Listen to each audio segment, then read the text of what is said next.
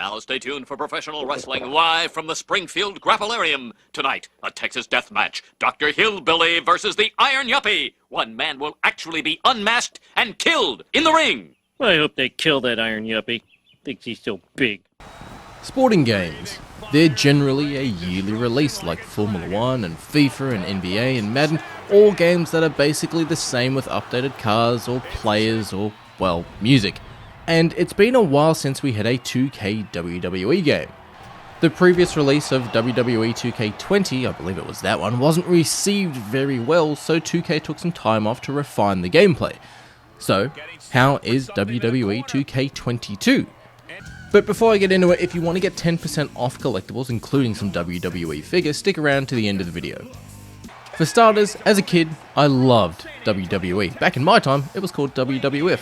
And just like all kids or Americans, I believed it was real. That The Undertaker was a dead man, that the Kane was a big red machine who survived a fire, but as I got older, I didn't care that it was fake, or that it was basically a bro version of Days of Our Lives. I still enjoyed it. Seeing the brutality of Goldberg fuck up Brock Lesnar at WrestleMania 20, or how the crowd goes insane when The Rock makes an appearance. But I haven't actively watched wrestling since Eddie Guerrero died, and making a storyline of a wrestler who passed away just didn't sit right, at least personally for me.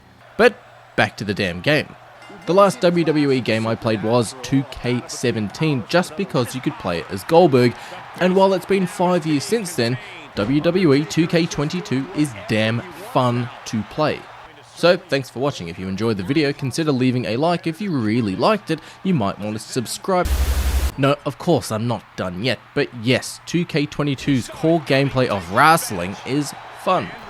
No, this isn't wrestling! This isn't wrestling! Not only is the crowd reacting to brutal attacks, but you'll find yourself doing the same. And while you're wailing on Kane as Rey Mysterio and Kane flips and has a sudden burst of energy and the tables are turned, the gameplay keeps you on your feet. I found myself in some matches getting a bit comfortable as I was owning the match, but I found my opponent was getting a couple of key reversals in at some points, especially as I was doing my finisher to bookend out the match, and it just completely enthralled me in the game. Now, as you can see, for real wrestlers rather than custom wrestlers, graphically the character models look great. I did play this on Twitch too, and for the first time I played a match, I had a huge match set up with my favourite wrestlers of all time. Sorry, wrestlers. And during their entrances, I was grinning from ear to ear.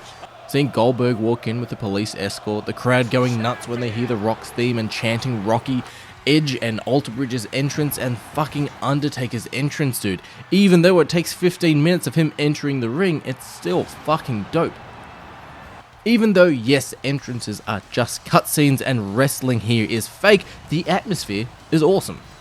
Outside of the standard gameplay, which is, well, the main reason you play a WWE game, is the single player story mode where you make your own wrestler, and it's pretty standard stuff when you look at it from every sporting game. Pretty standard, really.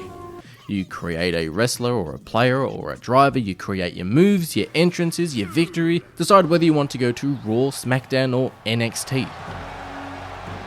But one of the sweet modes that I kind of enjoyed was the Showcase mode, where you relive Rey Mysterio's iconic moments from his wrestling career in WWE Showcase mode. Rey narrates the fights, gives an introduction and a bit of a summary, and also flips between real footage and gameplay, which I thought was a nice touch. What's also great about this mode is how you unlock additional characters.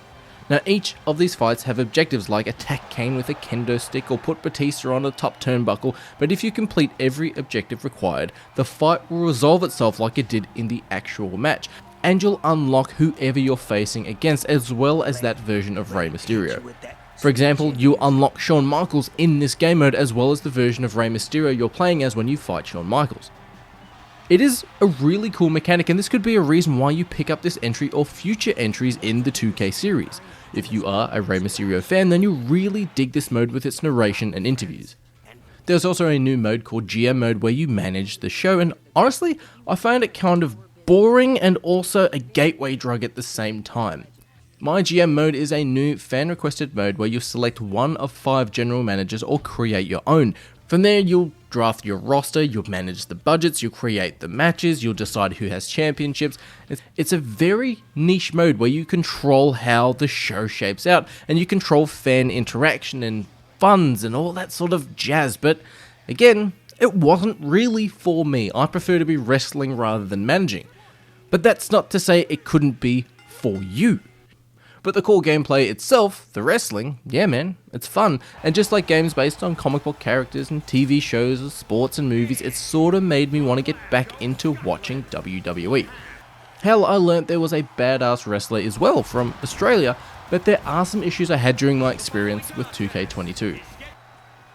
For starters, I played this on PC and no way in hell was I playing this with a keyboard, so I used my Xbox controller. But during some random Rey Mysterio fights during the showcase, the game wasn't recognizing my controller during the match, so I had to hit escape on the keyboard to pause the game, and the controller worked in the menus and for skipping cutscenes. So I had to Alt F4 out of the game and reboot it back up to work. Speaking of showcase, there are objectives for each match, and for the narration and match to play out like it did in real life. And while it's great to recreate matches by doing certain moves and using certain weapons, I found myself constantly pausing the game so I could read the objectives as I completed them. See, as you complete objectives during the match, you immediately get new ones, but the game doesn't stop and pause to give you a chance to read the objectives. And when playing as, say, Rey Mysterio against Kane, you really don't want to be reading objectives during the middle of a match like that. So I found myself constantly hitting pause and reading the objectives, and it just broke the flow of the gameplay. Now in the My Rise mode where you create your own wrestler, you can spend an unhealthy amount of time creating and evolving your wrestler, but my character's voice seems off, and it would have been cool if you could pick your character's voice. Speaking of voices too, at the start of your time in My Rise, you won't be in Raw or NXT straight away, you'll be in WWE training where there is no crowd, no announcers, nothing really. It's like learning how to fight in a UFC game when you're in a dojo. But unless you're listening to music while you're playing this, it sounds very awkward. It sounds like one of those videos on YouTube where people remove the backing tracks or the score to a scene and it just looks awkward.